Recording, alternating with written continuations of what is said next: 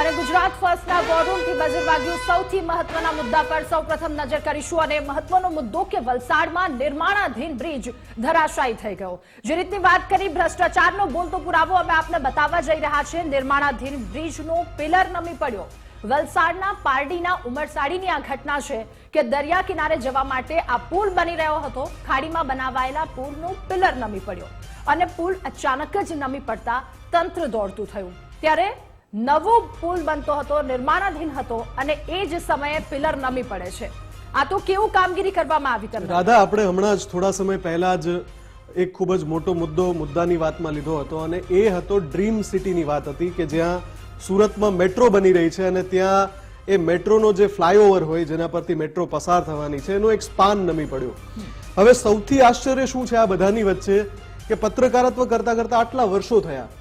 પહેલા શું હતું કે કોઈ બાંધકામ થાય કે જે જાહેર વપરાશ માટેનું હોય તો એ બાંધકામ પહેલા એના જે વર્ષો જે ચાલવાની જે મર્યાદા હોય કે ભાઈ આ બાંધકામ 20 વર્ષ ચાલશે, 25 વર્ષ ચાલશે કે 35 વર્ષ ચાલશે, એના બદલે એ બાંધકામ 2-5 વર્ષમાં તૂટી જતું હતું, એવું થતું હતું।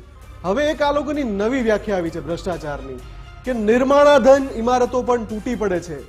જાહેર વપરાશની ઇમારતો કે જેમાં જે નાણાં છે એ જનતાના નાણાં છે, જનતાએ જે કર ચૂક્યો હોય એ નાણાં છે અને એ નિર્માણાધીન ઇમારત તૂટી પડે છે। મારે બંને દ્રશ્યો ફરી એકવાર એટલા માટે દેખાડવા છે દર્શકોને। હજુ હમણાં જ સુરતની ઘટના બની કે જ્યાં એક મેટ્રોનો જે ફ્લાયઓવરનો સ્પાન છે એ નમી ગયો, એ પણ નિર્માણાધીન। બીજી તરફ મારે પારડીની આ ઘટના દેખાડવી છે કે જે હજુ સાવ નવો બ્રિજ બની રહ્યો છે, હજુ એ બ્રિજનો પિલ્લર તૈયાર થઈ રહ્યો છે પણ તમારા ભ્રષ્ટાચારનો વજન એટલો બધો છે કે પિલ્લર નમી ગયો। વિચાર તો કરો કે આ બ્રિજ જો ધમધમતો થઈ ગયો હોત અને એ પછી આ દુર્ઘટના બની હોત તો કેટલી જિંદગી પર આફત આવી જાત, કેટલી જિંદગી મોતના મુખમાં ધકેલાઈ જાત।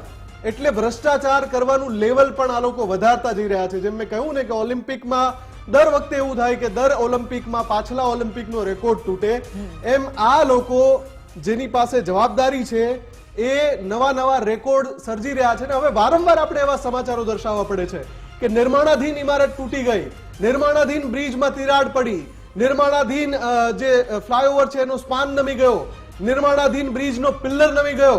કેટલી ઘટનાઓ રોકાતી નથી, તમારી આ નાશર્મી નિર્લજ્જતા પણ રોકાતી નથી।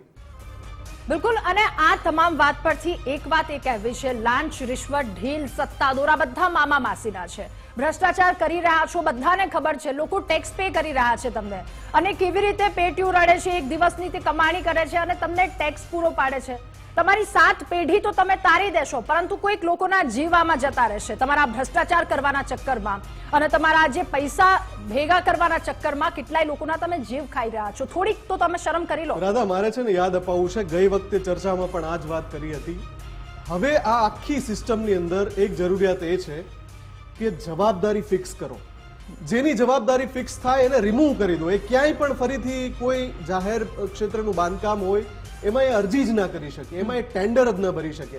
આ જે બધા કોન્ટ્રાક્ટર છે જેની ભૂલ, હમણાં દિલીપ બિલ્ડકોનની ભૂલના કારણે એક આખો જે સ્પાન છે એ નમી ગયો અને હવે આ પિલ્લર છે એ નમી ગયો। એટલે જ્યાં સુધી આ આખી જે નિયમાવલી બનાવવામાં આવી છે જેમાં આ જે ખાનગી કોન્ટ્રાક્ટરો છે એમને સરકારી બાંધકામના જે કોન્ટ્રાક્ટ આપવામાં આવે છે એની અંદરની જે બારીઓ છે કે જ્યાંથી જેને આ લોકોએ છટક બારી બનાવી દીધી છે કે જ્યાંથી આ લોકો પોતાની આ ગેરરીતિ જે છે એને છુપાવીને બચી જાય છે અને વળી પાછા એકવાર ક્યાંક બ્લેકલિસ્ટ થયા હોય વળી પાછા બીજી કોઈ જગ્યાએ ટેન્ડર ભરી દે છે અને આ લોકોને ટેન્ડર મળી પણ જાય છે।